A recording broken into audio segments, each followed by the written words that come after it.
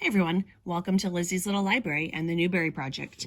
Today's book is the 1981 winner called Jacob Have I Loved. This is the second win for Katherine Paterson. Her previous book was called Bridge to Terabithia. This book is a book I loved as a child. We've reached what I like to think of as the golden age of the Newbery Medal, when the winners were consistently good and consistently memorable.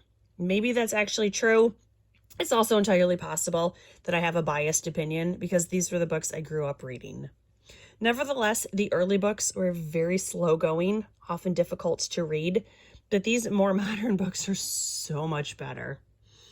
Right off the bat, and I haven't read this book since I was probably 12 years old, but I thought this book took place in Canada.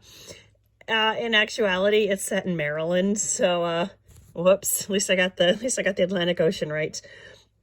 The story began in the summer of 1941. It takes place on a very small island that is still plagued by the effects of the Great Depression. The narrator is Louise. She's a 13-year-old girl whose entire life she has felt overshadowed by her twin sister Carolyn. The author does a great job of painting a portrait of Louise, and I can still, even as an adult reader, feel the sad longings of Louise that I remembered as a child. So there are a couple text passages that I wanted to read as we go. The first is on page 5. It's a description of her best friend, McCall Purnell, and they're kind of friends just because they need companions to go crab fishing, and Louise, our character. So this is on page 5. Cole was a year older than I and would never have gone crabbing with a girl, except that his father was dead, so he had no man to take him on board a regular crab boat. He was, as well, a boy who had matured slowly, and being fat and nearsighted, he was dismissed by most of the island boys. Cole and I made quite a pair. At 13, I was tall and large-boned, with delusions of beauty and romance. Sorry, I lost my page. He, at 14, was pudgy, bespectacled, and totally unsentimental. So she goes through some of the examples of how they can talk to each other and not understand anything.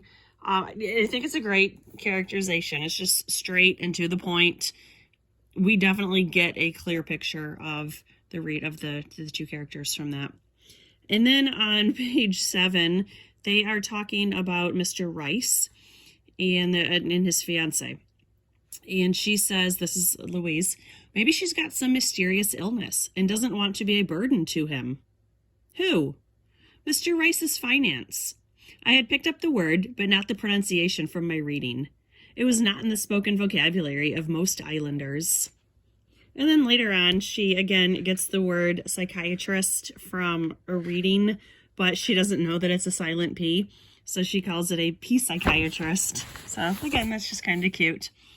And then the last reading that I want to look at is on page 18. What my father needed more than a wife was sons. On Rass Island, sons represented wealth and security.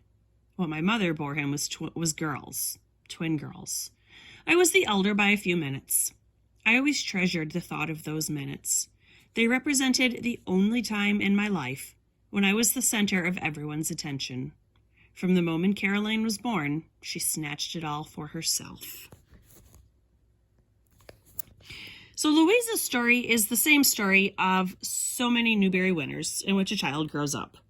I especially liked that Louise's story continued into adulthood because the focus wasn't so much on chronological growing up as it was about her finding her place in the world. I mean, that's the entire plot. Louise finds her place in the world.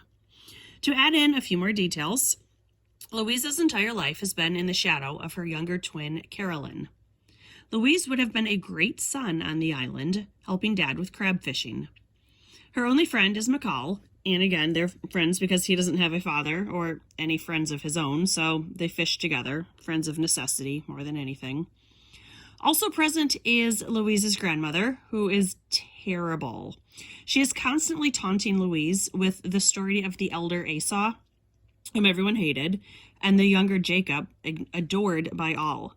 The story was meant to be a modern retelling of the misfit twins from the Bible, And Grandma is particularly terrible. For an example, one day they're all reminiscing about the days that the day the twins were born, and everyone's talking about how delicate Carolyn was, and they'll never forget what she needed, and so on and so forth. And Louise says, well, where was I at this point, Grandma?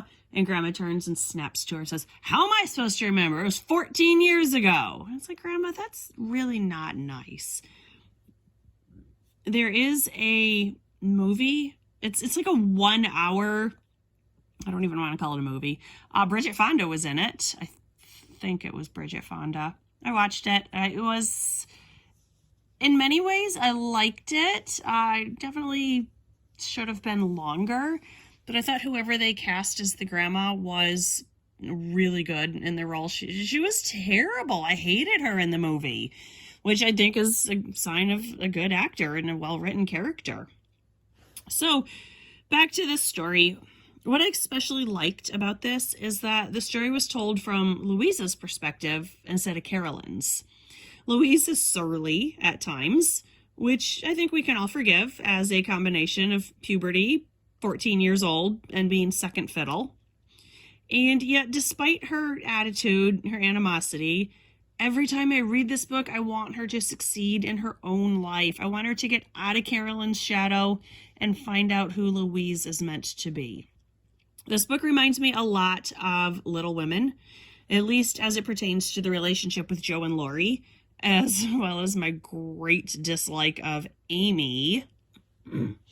One thing that surprised me with this book, and it's not even this book, but I was completely unprepared for the absolute hatred online from other reviewers who don't like Louise.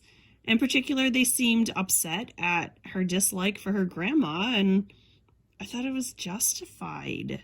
I mean, the woman does kind of seem to be dealing with dementia at the end, even though the author does not explore that aspect to the story. But even before the end, she's really mean to Louise. As another example, one day she kept telling her to go meet the fairy.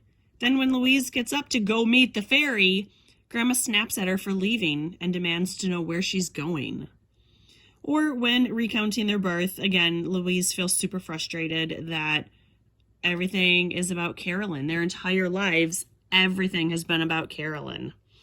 Louise is not perfect, not even close, which is why I like her.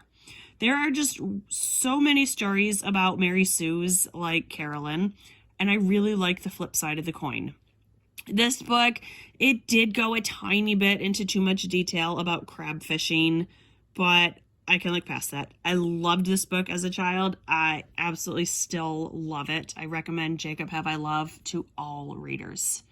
Thanks for watching. Check out the book. I'll see you soon. Bye.